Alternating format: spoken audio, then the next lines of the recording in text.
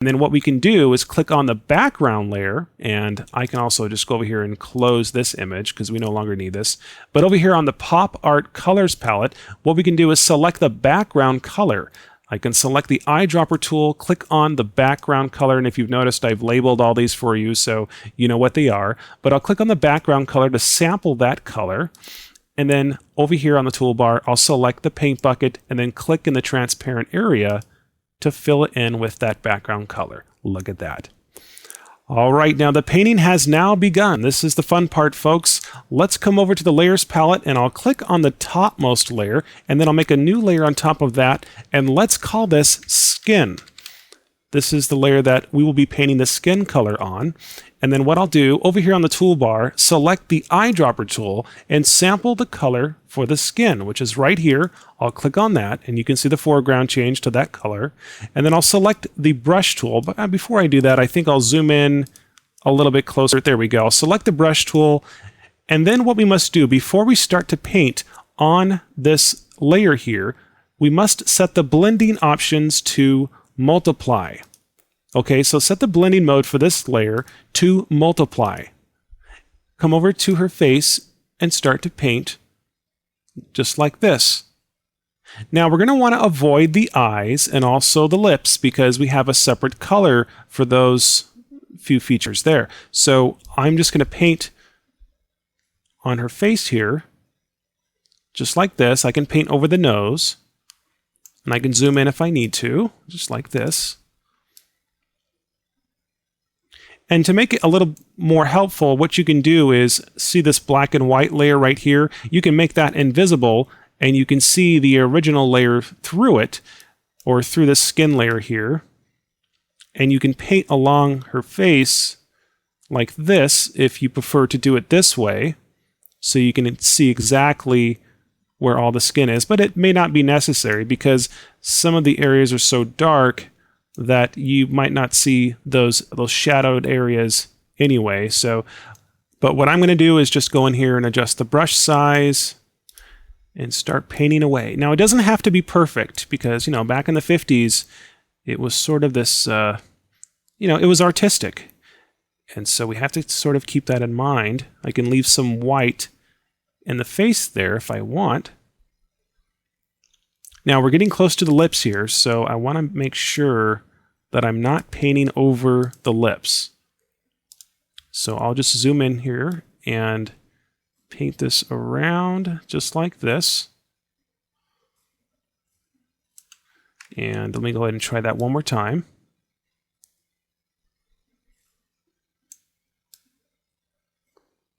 There we go.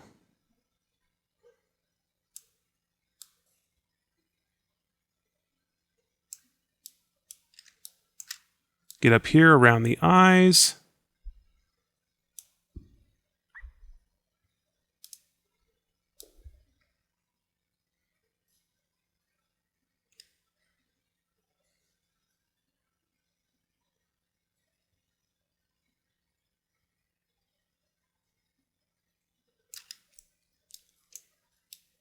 All right, let's go ahead and move on to the color for the lips. So I'll make a new layer. And I'll call this layer Lips. And I'll set the blending mode to multiply. And then over on the toolbar, I'll select the eyedropper tool. I'll sample the color here for the lips. Go ahead and click on that. I'll select the brush tool. And then what I can do is make this black and white layer here invisible. And zoom in just a little bit closer. And I will just ride this lip color here over just like this. I'll completely fill this in just like this, and I can go back or I can make this brush just a little bit smaller to get into the tighter areas like this. And again, it doesn't have to be perfect. I mean, this is art, this portion of it anyway.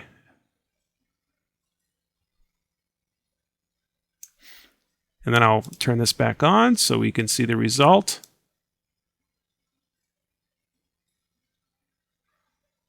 Look at that.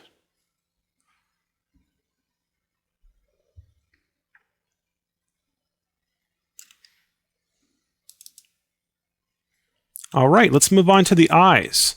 And I might actually move those lips around if I want to, or I can just fill the rest of that in. And I'll zoom in here to the eyes. Let's make a new layer for that. Call this eyes, easy enough. I'll select the eyedropper tool and we'll just click on the eye color right here. I'll select the paintbrush. And before I start to paint, I'll set this blending mode to multiply. And I'll come in here and start to paint on the eyes. And for a really cool effect, what you can do is almost paint outside of the eye a little bit so we can see that color outside of there. See that?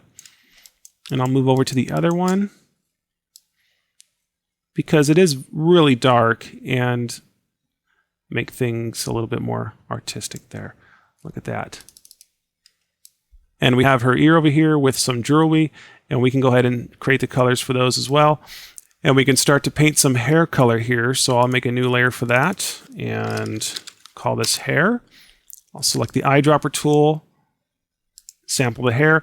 Now she's really a brunette and we're painting with this yellow color, but we can go back and change the color of this later on if we want to. But I'm just going to come in here, and before I do that, I'll set this to multiply. And I'm just going to go in here and paint just like this.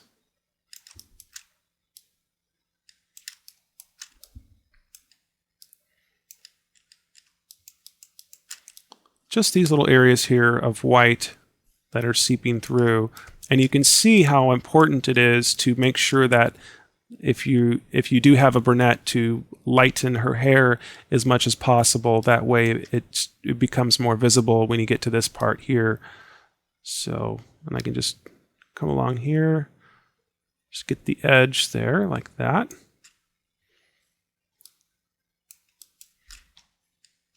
Something like that. There we go.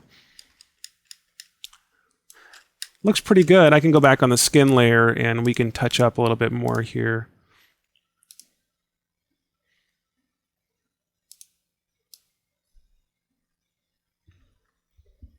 I'm just going to go ahead and fill all this in because we do have some clothing here.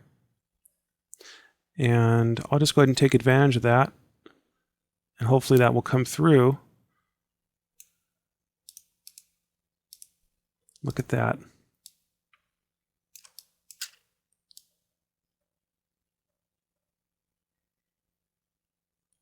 Now I'm not sure I will be including all this in the portrait here, but I might crop the image. So, okay, that looks good. Let's go ahead and take a look at that. There we go. And to make this clothing stand out a little bit more, I can start to paint on this side.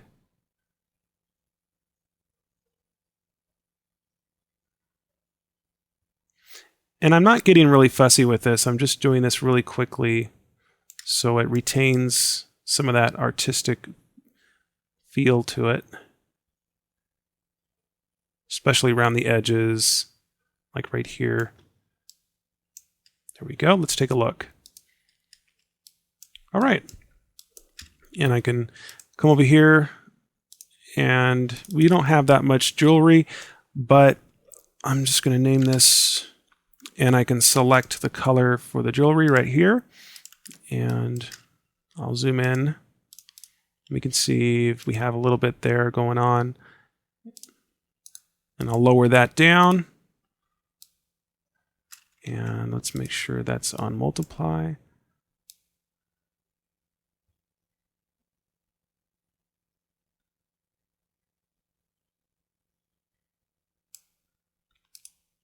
There we go. Something like this, but you get the idea. Every image is going to be different. You're going to have some areas show through more than others, and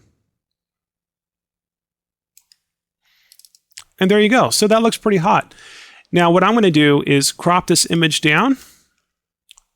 So I'll select the crop tool, and what I'll do is just pull these sides in here.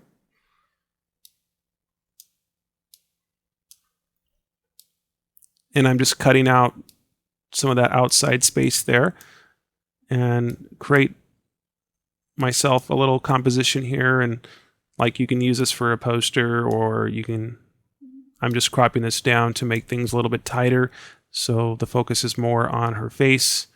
And what I'll do after this is press the Enter key on the keyboard to confirm that.